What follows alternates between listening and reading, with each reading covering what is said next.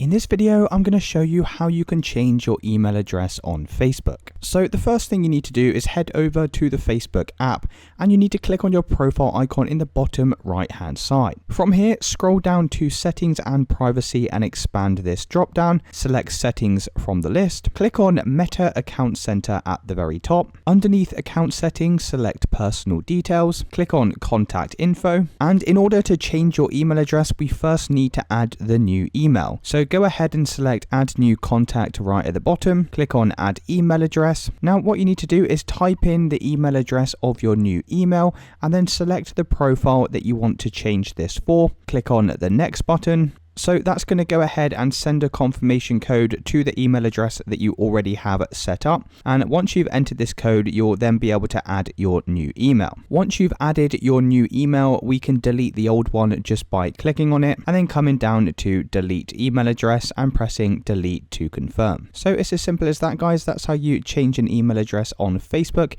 If you did find this video helpful, then please consider dropping a like and subscribing.